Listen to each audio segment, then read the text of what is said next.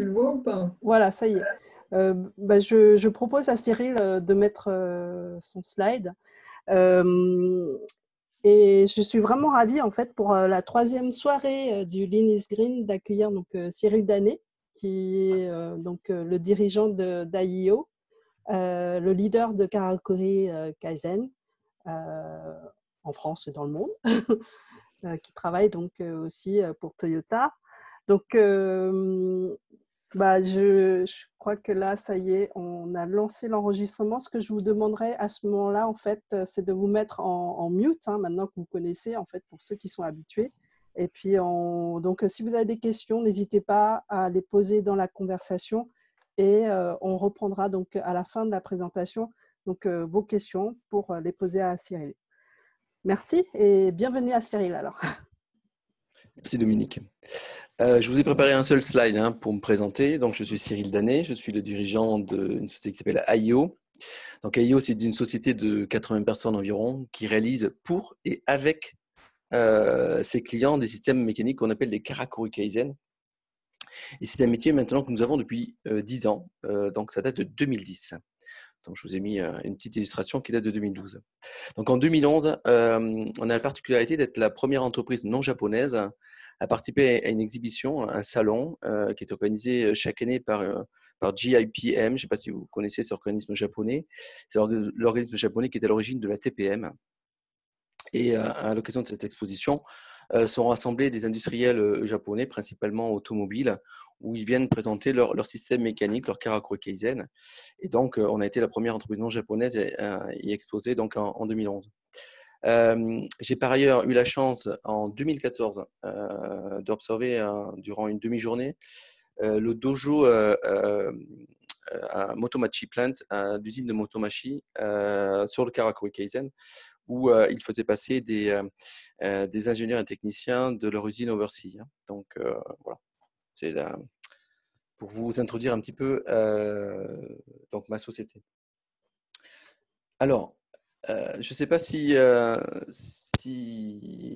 tout le monde connaît cette keynote de Toyota. En 2015, Toyota donc, a présenté son plan et sa vision et son challenge 2050 au niveau environnemental. Et c'est assez étonnant parce qu'ils ont découpé ça en plusieurs challenges et de façon à adresser, si vous voulez, les différentes thématiques environnementales que peuvent être donc tout ce qui est gaz à effet de serre, donc émissions de CO2, de méthane, d'oxyde nitreux, etc. Une préoccupation sur l'utilisation de l'eau, sur le challenge numéro 4, tout ce qui est préservation de ressources rares et puis les pollutions de l'air, des sols ou de l'eau.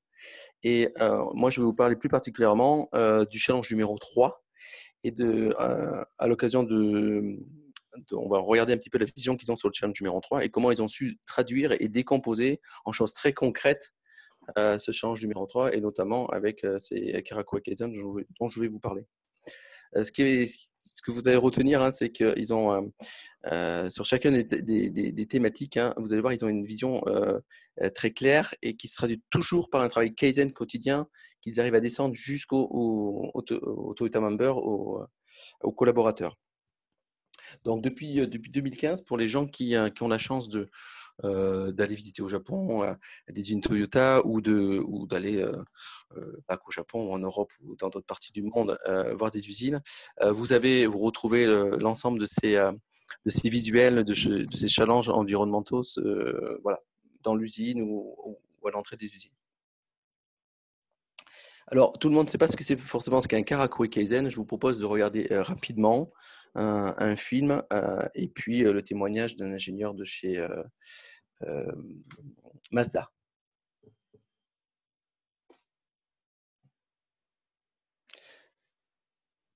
Alors, j'ai enlevé le son, donc on a la cérémonie du thé. L'histoire des Karakuri Kaizen, c'est l'histoire de poupées automatiques qu'on appelait les Karakuri Dolls au Japon à une période qui était la période de Edo, qui est la période entre le XVIIe et le XIXe siècle. La poupée la plus connue, c'était une poupée qui porte une tasse de thé et elle avance quand on pose la tasse de thé sur son plateau et elle s'arrête quand on retire cette même tasse de thé. Donc, le karakuri, c'est une astuce mécanique, hein, et donc, pour cette poupée, c'est un ressort spiralé. Et l'ingénieur de Mazda donc, explique que la particularité de ces karakuri dolls, c'est qu'elles n'utilisent aucune énergie électrique, pneumatique ou hydraulique, et que le karakuri tente à être assez surprenant. Et donc, vous allez voir que nous, on ne fait pas des poupées, hein, dans l'industrie, on ne fait pas des poupées, mais on va utiliser ces systèmes, ces vieux systèmes mécaniques qu'on a l'occasion de voir dans les vitrines parisiennes, que sont des principes de mouflage, donc des réseaux de poulies pour démultiplier des forces, où on utilise la gravité, hein, en faisant des contrepoids mécaniques. Donc moi, j'ai l'habitude de dire que le Karakuri Kaizen est le robot d'autrefois et de demain. Donc, je vous ai préparé quelques petites vidéos simplement pour illustrer, pour ceux qui ne connaissent pas ce qu'est un karakuri. Donc, le karakuri Kaizen, on le retrouve, pour rebondir sur les propos de Catherine Chabiron en introduction, dans l'industrie d'assemblage, là où il y a un travail humain, et puis effectivement assez fortement dans l'automobile. C'est assez diffusé maintenant depuis 2015, depuis justement que Toyota en fait fortement la promotion et que JAPM continue à faire cette promotion au Japon et puis sur toute l'Asie et maintenant aussi en Europe. Donc, je vous ai mis plusieurs vidéos, vous allez voir. Alors, si j'arrive à trouver le bouton, voilà, parfait. Où on va pouvoir donc le Karakuri Kaizen permet de soutenir un geste humain ou de supprimer un geste humain. Donc là, on voit un système de préhension de produits. On voit un produit qui vient de se rapprocher de la main, c'est ce qu'on appelle chez Toyota Temotoka. Et puis, on va pouvoir souvent l'associer à des boucles logistiques au travers donc d'AGV. Hein. Donc, on va avoir des transferts qui vont être automatiques. Donc ici, c'est un petit peu rapide. Vous avez ce qu'on appelle un shishodoshi. On va pouvoir monter des pièces. On va pouvoir empiler des bacs de façon automatique. On va pouvoir créer des cinématiques pour faciliter des préhensions de pièces sur des phases de kitting ou de récupérer des bacs vides ou de transporter des bacs de part et d'autre d'une allée automobile, ou bien comme ici, de rapprocher des outils de la main d'un collaborateur. Donc, tous ces systèmes mécaniques sont des systèmes mécaniques qui fonctionnent sans énergie additive, donc sans électricité, sans pneumatique, et qui sont souvent réalisés par les équipes même Kaizen des usines Toyota. Attendez, donc, je ne sais pas si vous connaissez ce site Toyota qui s'appelle Toyota Global, qui est un site où Toyota indique tous ses points de changement sur tout un tas de thématiques. Et sur la partie manufacturing et plus particulièrement sur la partie assemblage, on peut voir que dès 2007, ils se sont préoccupés de limiter l'utilisation de l'air, que ce soit dans les équipements ou dans les outillages.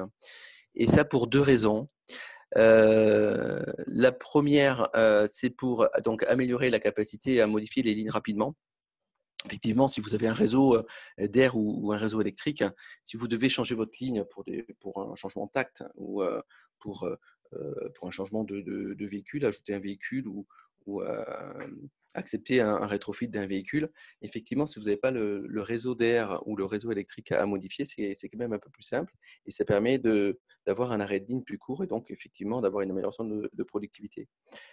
S'ils ont également choisi de diminuer l'utilisation de l'air dès 2007, hein, c'est qu'ils avaient aussi une préoccupation d'améliorer leur empreinte carbone.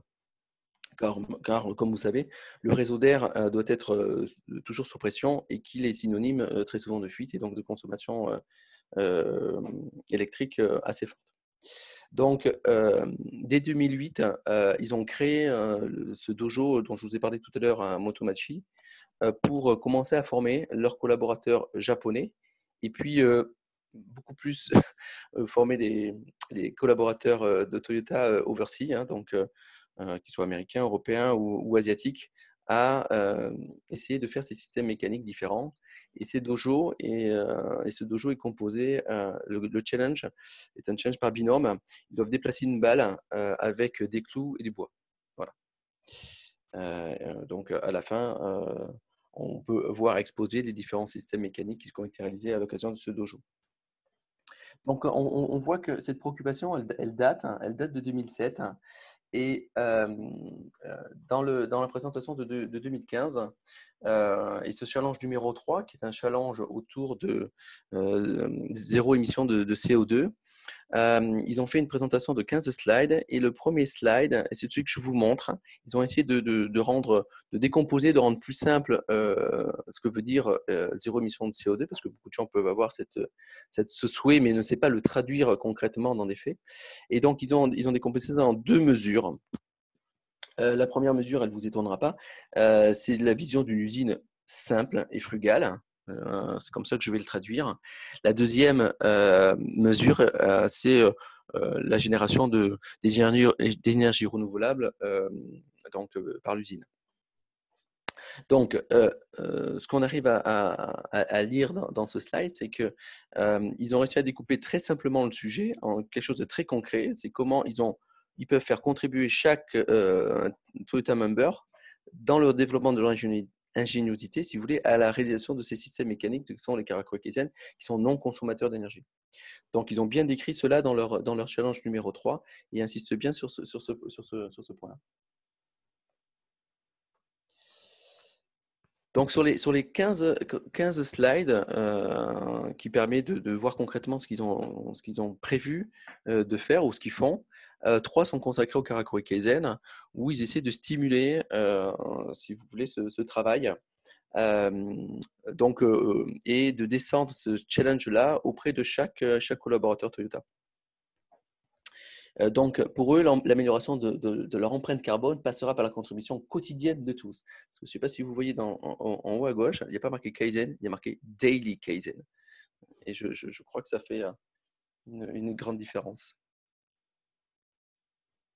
En termes d'histoire, le Karakuri Kaizen, si vous voulez, a une contribution, le TPS a une contribution verte, mais le point de départ de tous ces systèmes mécaniques était pour eux un gain de productivité qui se traduisait au travers un travail plus facile.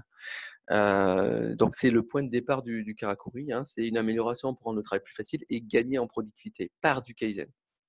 Et donc, comme vous aurez remarqué, dans le Karakuri Kaizen, il y a le mot Karakuri pour l'astuce mécanique et le mot Kaizen.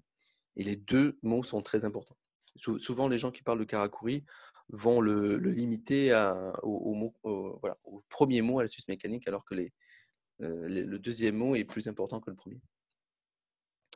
Les définitions qui en sont données par Toyota, par JPM, c'est ce que je vous ai affiché là.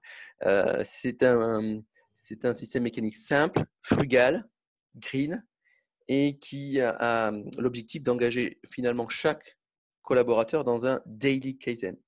L'objectif est de travailler bien sûr sur les Muri, les Mura ou les Muda. Et la particularité, comme vous avez compris, c'est le free of power.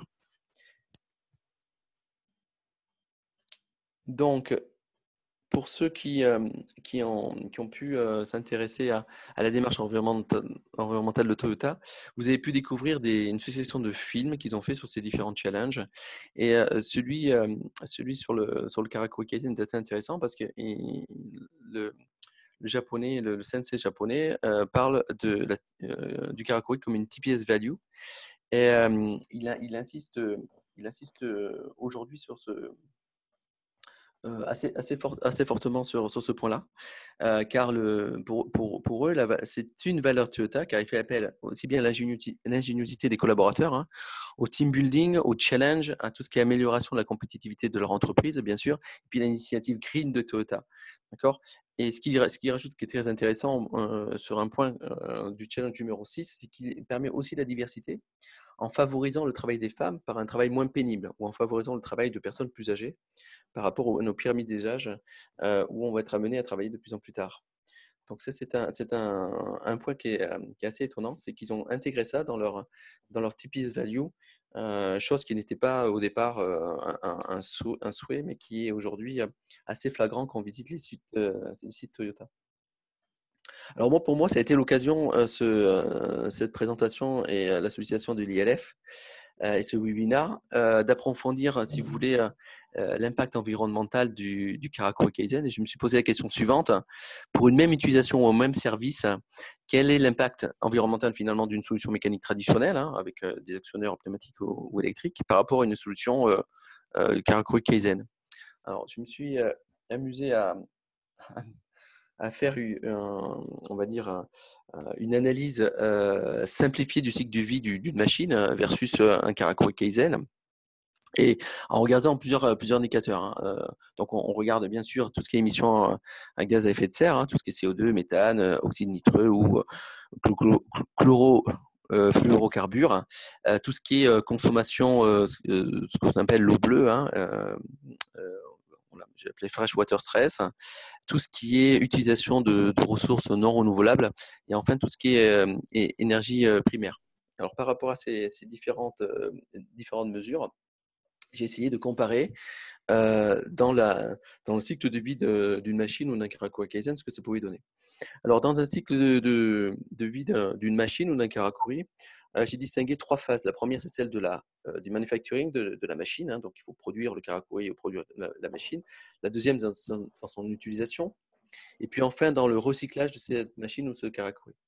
Donc ce qu'on voit dans ce premier tableau, donc j'ai essayé de vous formaliser cela donc, au travers des différents indicateurs.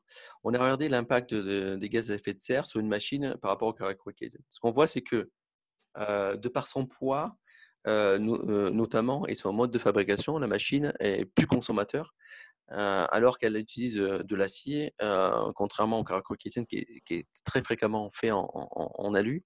Et l'alu a un impact beaucoup plus fort, 4 fois plus fort que l'acier. Mais de par son poids et son système sa construction, le Karakoe Kaizen est moins impactant en termes de gaz à effet de serre. Tout ce qui est consommation d'énergie primaire, c'est pareil, hein. On a une consommation qui est moins forte.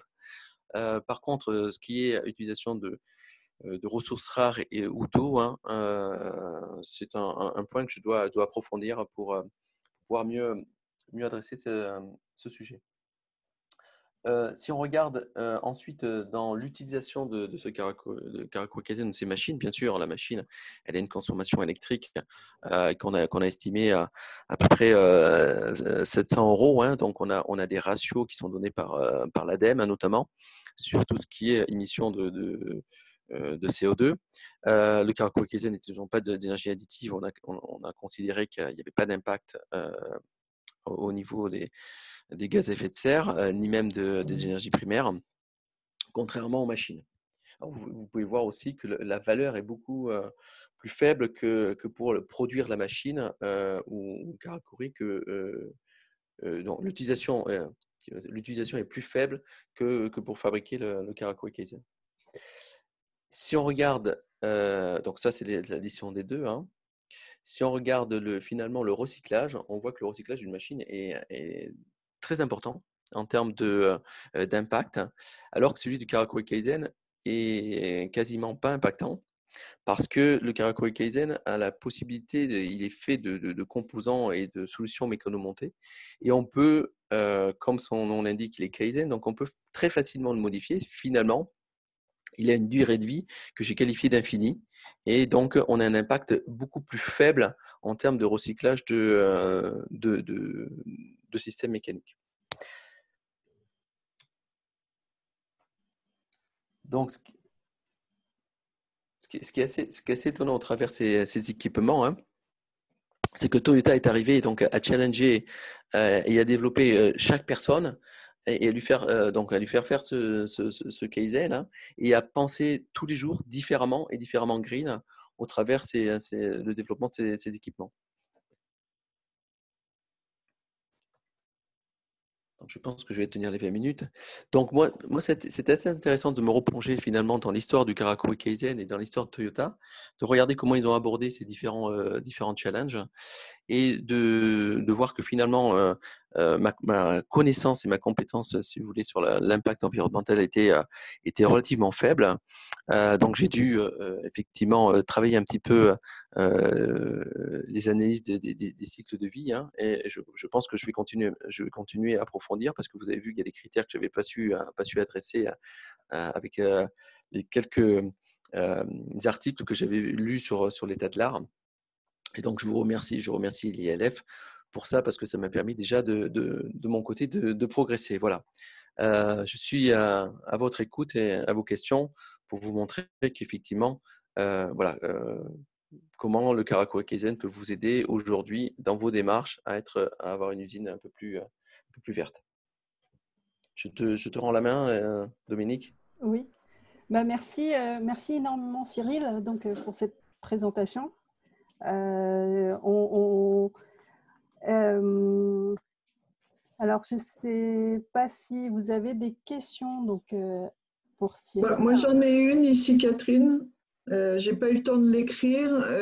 Tu es allé très vite, Cyril, sur la comparaison machine Karakuri dans le Life Cycle Assessment. Juste pour reformuler, c'est bien la partie build, construire la machine que tu comparais au début. Ensuite, c'est l'utilisation de la machine que tu comparais. Et après, c'était le recyclage, enfin la fin de vie. Oui, effectivement. Donc, j'ai décomposé le cycle de vie finalement en 3 phases, hein, la construction de la machine, l'utilisation et effectivement son recyclage. Ce qu'on voit, c'est que les 2 événements les plus marquants, c'est la fabrication et le recyclage, et que l'utilisation finalement, et j'étais plutôt surpris, correspond à l'économie, si tu veux, en termes de consommation électrique, et c'est relativement faible, contrairement aux 2 autres. Donc, ce qui est le plus impactant finalement et ce qui est le plus intéressant, c'est sa construction plutôt à partir de solutions mécanomontées qui permet de faire évoluer l'équipement et finalement de le démonter complètement et puis d'en faire un nouveau Karakuri Kaizen. Et c'est ça qui est plutôt impactant dans l'impact environnemental du Karakuri versus la machine. Alors, j'ai une question ici en fait de Dominique Lépine qui demande: pensez-vous que le Karakuri... Alors, attendez. Pensez-vous que le Karakuri Kaizen est une solution qui peut aider à la relocalisation? Intéressante, hein? Le Karakuri Kaizen, on le retrouve là où il y a une opération manuelle. Il vient aider le geste d'un opérateur, soutenir le geste d'un opérateur. Il vient supprimer une charge cognitive d'un opérateur. Si l'opérateur a par exemple des bacs à déplacer, effectivement, ça n'apporte pas de valeur au produit et puis c'est plutôt une charge cognitive. Donc, je pense que ça peut être un modèle intéressant pour les usines européennes, d'avoir des usines plus vertes. Et je pense que le Karakuri Kaizen peut participer à avoir des usines plus vertes. Donc, je réponds oui. Oui, si on défend cet idéal d'usines plus vertes et plus humaines. Bah, merci Cyril. C'est super. Il y a également Yves qui pose une question. Donc, Yves Soronelas. Si on compare des équipements en fait dans une usine classique, hein, est-ce que quel volume ça représente ces Karakuri Kaizen? Alors, nous on en installe énormément, hein, mais si vous avez l'occasion de regarder le film de Toyota sur l'échange numéro 3, le sensei japonais présente un plan d'usine. Et sur ce plan, vous allez avoir des gommettes un peu partout. Il y a 74 Karakuri Kaizen. Donc finalement, on peut en mettre vraiment partout. Aussi bien dans l'automobile, sur les zones d'assemblage, hein, que sur les zones de welding, de body shop ou de painting. Nous, on est amené à faire beaucoup de systèmes mécaniques pour toutes ces zones-là. Et puis, bien sûr, ce n'est pas limité à l'industrie automobile. Hein. On retrouve ça en logistique. Vous pourrez retrouver ça dans les industries aéronautiques. Voilà. Ça touche là où il y a une intervention humaine et où on peut aider son geste. Oui, là où la main de l'homme touche et assemble, en fait, c'est là où on a besoin de Karakuri Kaizen. Donc là, on a également une question en fait d'Emmanuel Sibla. A-t-on une idée en fait de l'étendue de l'application de ce concept dans l'industrie, au-delà de Toyota ou Mazda? Est-ce que c'est courant dans d'autres industries? Enfin, c'est ce que tu réponds déjà. Hein. Alors, au niveau de l'industrie automobile, aujourd'hui en Europe, c'est plutôt commun. Nous, on travaille avec 10 constructeurs installés en Europe. Mhm. On travaille avec de nombreux suppliers, mais on n'est pas, on ne représente pas toutes les personnes qui font des karakuri. Et bien sûr, il y a des gens qui font des karakuri Kaizen sans trop se savoir, parce que c'est une astuce mécanique, hein, et puis le Kaizen, c'est pas nous qui l'avons inventé. Mm. Mais aujourd'hui, c'est assez courant pour ceux qui ont l'habitude de se promener sur des usines automobiles. Sur les autres industries, c'est un peu plus difficile parce qu'elles sont souvent moins matures, Mm. parce qu'il y a moins de compétition pour certaines, et donc c'est plus rare. Ce qu'on peut voir par contre, c'est l'émergence de boucles logistiques aujourd'hui dans beaucoup d'usines, Mm. et l'apparition d'énormément de solutions AGV. Donc les AGV, vous savez, c'est des petits robots qui peuvent déplacer et qui peuvent remplacer des chariots élévateurs. Le Karakuri Kaizen se marie très bien avec ces systèmes AGV parce qu'il permet le transfert automatique, si vous voulez, sans énergie additionnelle, de pièces simplement sur ligne. Donc, c'est assez fréquent quand même. D'accord, merci. Tiens, une question de Laura, donc, qui fait une thèse justement sur le Lean Green. Un ordre de grandeur des gains économiques qu'on obtient en fait grâce au Karakuri Kaizen? Alors, les gens qui s'inscrivent là-dessus, sur cette dynamique-là, et dans tous les cas dans l'automobile, il y a une recherche d'un ROI, hein, d'un payback, d'un retour sur investissement plutôt inférieur à 12 mois. Donc, le gain et le ROI calculé plutôt sur un gain de productivité. On reste dans l'automobile. Mm. N'empêche qu'ils savent qu'un collaborateur qui est moins fatigué est un collaborateur qui est meilleur, qui laisse passer moins de problèmes de qualité. Et donc, voilà, donc c'est plutôt des équipements qui ont un temps de retour qui est court. Et si on devait le comparer à des solutions plus mécanisées, on a des prix qui sont 10 fois ou 5 fois inférieurs. D'accord. Ouais, c'est intéressant parce que c'est vrai que la partie soulager la charge cognitive, hein, on ne le dit pas assez, c'est aussi quelque chose que favorise également le Karakuri Kaizen. Une question de Nicolas. Quels sont les investissements humains, budget, temps pour initier la démarche en fait Karakuri dans une entreprise? Un vrai sujet, parce que je ne sais pas si vous avez compris que les entreprises japonaises développent leurs collaborateurs par le Karakuri Kaizen. Et donc, effectivement, quand ils n'en ont jamais fait, le problème, c'est qu'il faut bien commencer. Et donc, chez Toyota, ils ont créé ces dojos pour les usines overseas. Pour les autres compagnies, c'est pas facile. C'est pas facile. Quelquefois, certaines peuvent avoir déjà des équipes Kaizen. Donc, il faut arriver à leur donner un challenge sur une problématique mécanique, hein, en leur interdisant d'utiliser de l'énergie électrique ou un actionneur pneumatique. C'est comme ça qu'on peut réussir, mais c'est quand même pas facile. Donc, je ne vais pas faire de la promo pour mon entreprise, mais c'est vrai qu'on fait on fait des formations, hein, d'équipe Kaizen. On accompagne des groupes justement dans leur brainstorming et la formalisation de ces solutions-là. Mais c'est un vrai sujet parce que la grosse difficulté des entreprises, c'est réussir à faire le premier pas et puis à donner la dynamique. Donc, il faut souvent mettre de l'énergie sur un premier collaborateur et un second après pour donner cette dynamique. C'est souvent assez long. D'accord.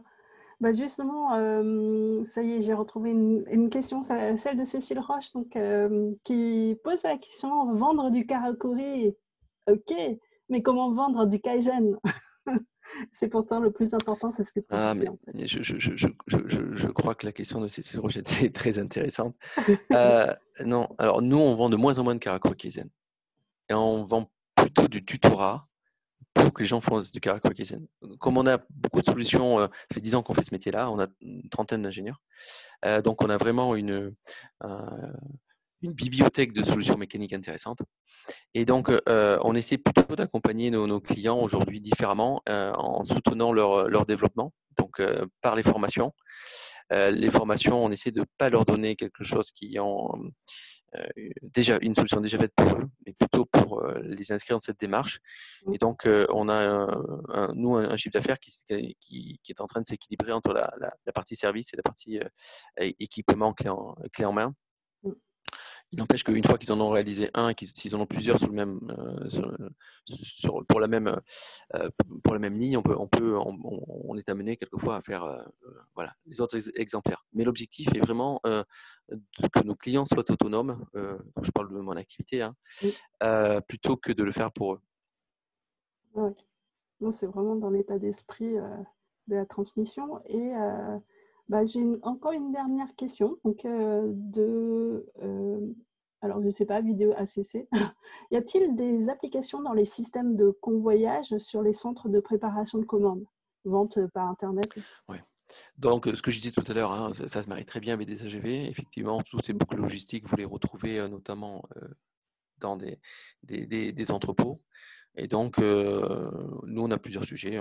Alors, la logistique, c'est une industrie qu'on adresse assez mal parce qu'on ne la connaît pas bien. Mais l'avenir du Caraco et Kaizen est certainement logistique. D'accord.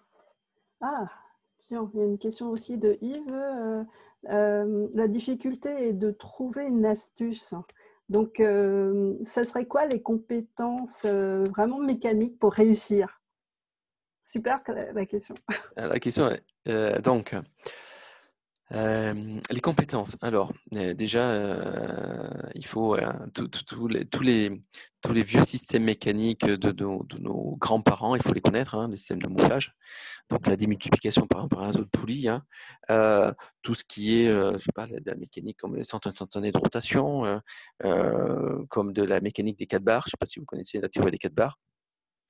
Donc, c'est une mécanique qu'on apprenait autrefois en école d'ingénieur. Je ne suis pas certain qu'on l'apprenne aujourd'hui. Et c'est un petit peu le problème. C'est revenir à cette mécanique plus simple. Souvent, on dit que faire des Karakou Kaizen, c'est penser avec les mains.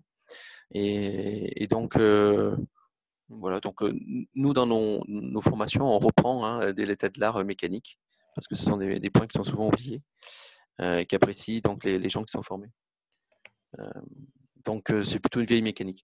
Et donc, nous, on a aussi bien formé des polytechniciens que des gens qui étaient TL, team leader sur ligne. Hein. Donc, ça ne nécessite pas, si vous voulez, de grandes compétences, mais plutôt du bon sens mécanique. D'accord. Y a quelqu'un qui demande c'est quoi les 4 barres? Je vous montrerai une vidéo. Les 4 barres, c'est quoi? Ce sont 4 barres qui sont reliées par un pivot, donc en mécanique. Et suivant la longueur des barres, vous allez pouvoir créer, suivant quelle rotation, des trajectoires très différentes, avec des vitesses, des points, différents points de cette trajectoire différentes aussi. Voilà. Et donc, on utilise cette théorie des 4 barres pour justement identifier des trajectoires qui peuvent être intéressantes pour amener une pièce dans la main d'un collaborateur. D'accord.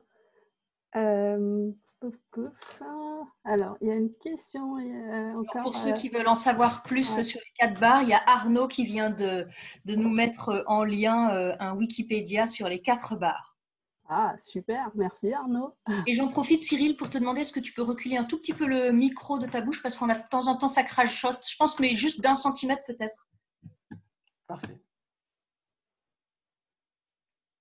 Alors, oui, il y a une question de Frédéric. Est-ce que le vélo peut être considéré comme un Karakou Kaizen? C'est l'astuce mécanique, le Karakou Kaizen. Donc, je sais pas où est le Kaizen dans le vélo, mais je pense que autrement, c'est un Karakou Kaizen. Tout ce qui est transmission de puissance, hein, poulies, chaînes, par exemple, voilà, sont très utilisés en Karakou. Alors, chaîne, on évite un petit peu parce que voilà, en termes de sécurité, ça a plus de contraintes, mais on retrouve tous ces éléments de transmission de puissance. D'accord. Ah, il y en a qui posent des questions un peu techniques là aussi. AGV et Karakuri Kaizen et BIM. Oui, mais comment s'intègre le Karakuri Kaizen?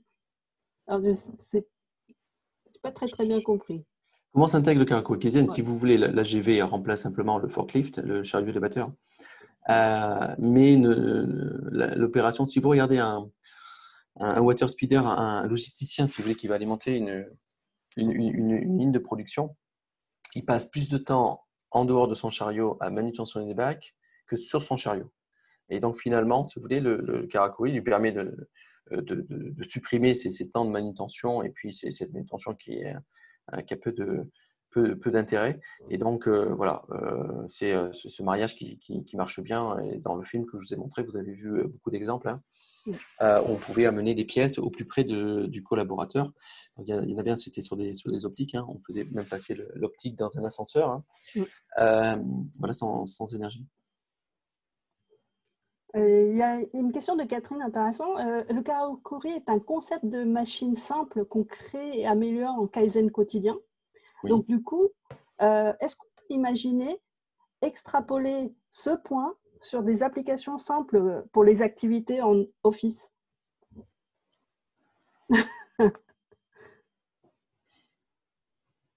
Bon, je ne sais pas s'il faut beaucoup d'astuces mécaniques en Office, mais bon, il doit bien avoir. C'est pas sur le point mécanique, hein, c'est le concept de faire des applis simples. Au lieu de remettre SAP dans le bureau, c'est le concept de chercher la machine simple qui m'aide dans mon travail au quotidien, et donc le système, l'équivalent, c'est la petite appli, le petit truc, l'Excel qui marche bien.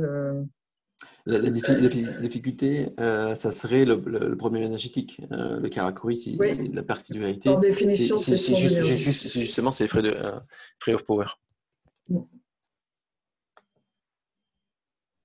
Très bien. J'imagine que vous utilisez des simulateurs virtuels pour créer vos Karakuri Kaizen, demande Frédéric. Assez peu. Donc, on a créé des plateformes où on met tout ce qui est dessin, etc., de Karakuri que nous avons fait pour chacun de nos clients. Par contre, la plupart du temps, ils sont pensés avec les mains. Et on fait beaucoup de ce qu'on appelle de MVP, de produits minimum viables, justement, pour tester des systèmes mécaniques. Donc, c'est plutôt empirique comme conception. On les dessine, bien sûr, mais on utilise le moins possible, si vous voulez, des solutions SolidWorks, etc. D'accord. Il y a encore des questions qui arrivent. Oui. Avez-vous recours, par exemple, au marketage carton au départ? Nous, non. Je sais que c'est des pratiques qui se font dans beaucoup de groupes, hein, pour simuler, si vous voulez, plutôt des lignes de production et puis des phases de production. Nous, on conçoit directement avec nos systèmes mécanomontés pour essayer d'exprimer une solution, et puis bon, qu'on teste assez rapidement. Donc l'avantage de ça, c'est qu'on rapidement on peut tester, donc on peut démonter et repenser à autre chose. Donc on n'utilise nous pas de carton. D'accord. Alors, c'est une question ou un commentaire. C'est un peu revenir en arrière et prendre des idées de l'époque, comme les minoteries en fait du début du XXe siècle, par exemple. Oui, c'est ça. Ouais. C'est ça. Effectivement, on est plutôt une génération d'ingénieurs qui avons pensé avec beaucoup d'actionneurs, et revenir à quelque chose de simple, c'est pas facile. Hein. Quand vous voyez un bon Karakuri, c'est un Karakuri qui est très simple. Voilà. Donc, on le reconnaît comme ça, un bon Karakuri, c'est qu'un est très simple. Quand vous comprenez du premier coup d'œil comment ça marche et qui est plus ou moins quelles sont les astuces. Tiens, une question d'Alain, curieux, qui se pose la question, est-ce que les plateformes de la Poste sont entrées dans la démarche de Karakuri Kaizen? Est-ce que tu sais ça? On a travaillé un petit peu avec la Poste. Je pense qu'il y a un vrai intérêt, et là on a un projet avec la Poste Italie, un vrai intérêt pour eux parce que ils ont moi ce que j'ai vu, hein, des opérations qui sont réservées à des temps dans la journée, hein, sur 24 heures, c'est-à-dire qu'ils vont recevoir des bacs de courrier, ils vont les laisser en attente à un certain moment, ils vont s'occuper d'autres choses, etc. Et donc les Karakuri Kaizen, ça s'adapte tout à fait à leur flux logistique. Alors pas dans le triage, la reconnaissance bien sûr des caractères, mais dans le flux logistique par rapport aux standards qu'ils ont sur les bacs, on pourrait imaginer beaucoup de choses. Oui. Ouais, tout à fait. Là, il y a des justement en fait, il y a Julien qui pose la question. Il y a certaines astuces mécaniques en fait. Est-ce que vous les inspirez dans les mécanismes ou de complications horlogers, tu vois, en Alors, fait, en lingerie, en alors il horlogerie, y a beaucoup de gear, de pignonnerie. Ouais. Il y a beaucoup de linkage, de tringlerie. Donc, effectivement, il y a des choses qu'on peut récupérer d'autres industries ou de vieux systèmes mécaniques. Donc, on ouvre souvent des vieux bouquins de mécanique. Ouais, non, c'est vraiment intéressant. Et justement, il y a Julien Charles qui pose la question, est-ce qu'il y a des secteurs d'activité dans ce cas-là, en fait, dans lequel le karakuri ne pourrait pas fonctionner? Je sais, il y a une activité humaine, il y a une action physique d'une personne, on peut imaginer un système mécanique. Après, comme vous l'avez compris, il faut trouver de l'énergie dans l'environnement de travail de l'opérateur, qui peut être dans l'automobile la nacelle qui porte, si vous voulez, la caisse, qui peut être, je ne sais pas, simplement, vous avez vu l'énergie de pousser d'un chariot, donc qui permet d'escamoter, par exemple, les roues d'un chariot. Vous avez aperçu une vidéo, hein, chose qu'on retrouve très aisément pour une ambulance avec un brancardier. Hein. Donc, moi, je dirais, je vois là où il y a l'activité humaine et un travail physique humain, on peut imaginer un karakuri kaizen. Ouais, j'imagine que sans gravité, ce ne serait pas possible. Non, je ne sais pas. En 0G. Non, je rigole. Alors, d'autres questions qui arrivent. La transposition possible, c'est la notion de simplicité et de diminution des fonctionnalités d'un logiciel. Ah, une question de Yves du monde informatique, je pense. Effectivement, qui doit se rapprocher en fait vers des logiciels, du low-tech et tout ça. C'est ça? Alors, je ne sais pas si j'ai bien compris la question. Et le parallèle qu'il fait avec l'informatique, je ne sais pas y répondre parce que je n'ai pas compris. D'accord. Je ne sais pas si Yves, tu veux préciser. C'est vrai que... Mais sinon, oui. Non, oui, simplement, on a souvent ce qu'on disait tout à l'heure, on a souvent des logiciels très complexes hein, avec beaucoup de fonctionnalités. J'essaie de trouver un parallèle parce qu'effectivement, moi, je suis plutôt du monde du service. Hein. Et donc, si on fait un nombre de fonctionnalités très modestes, ça suffit largement. J'essaie de trouver, derrière votre concept physique, comment je peux le traduire dans des logiques de type développement logiciel où on fait des trucs qui font papa-maman dont personne ne se sert. Quoi. Et surtout qui emmerdent ceux qui l'utilisent. Voilà.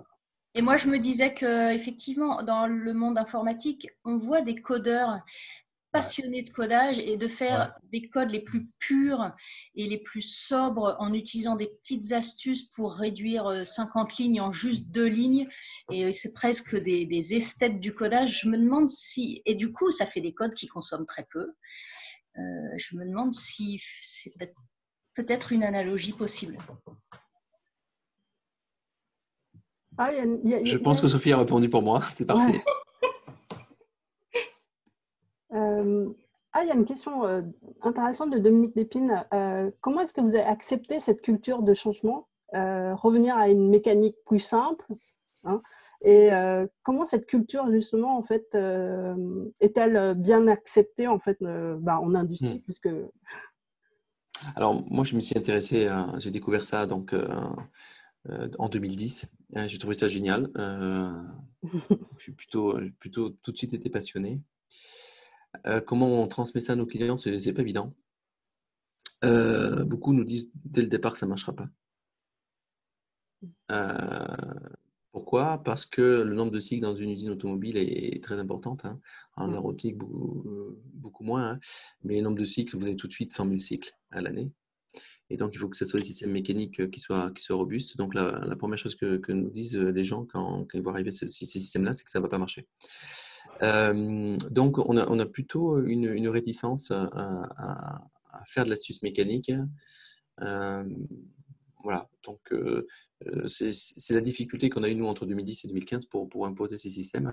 Aujourd'hui, c'est plus facile parce que beaucoup de gens ont commencé à en faire parce que Toyota en faisait.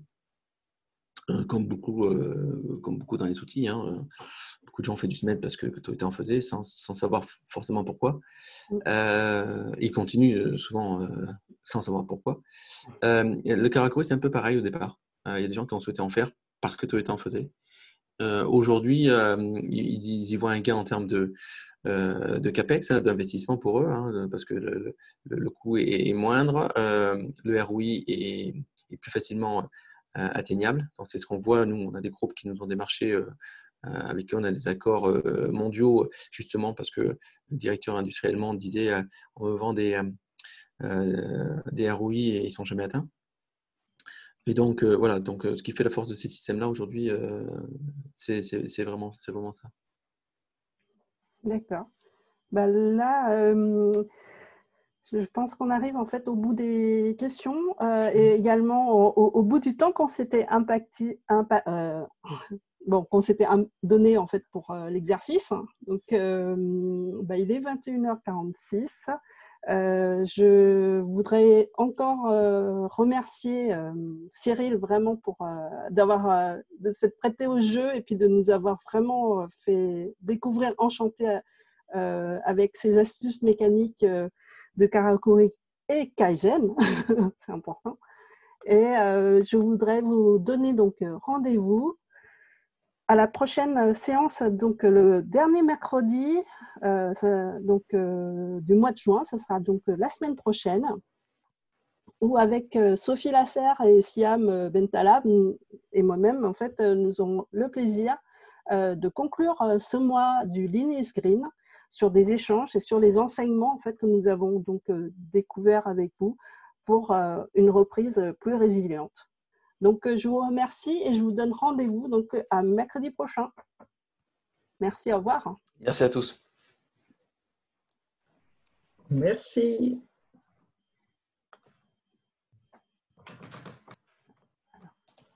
Bon, Cyril, tu as vu, tu as plein de merci, c'était passionnant.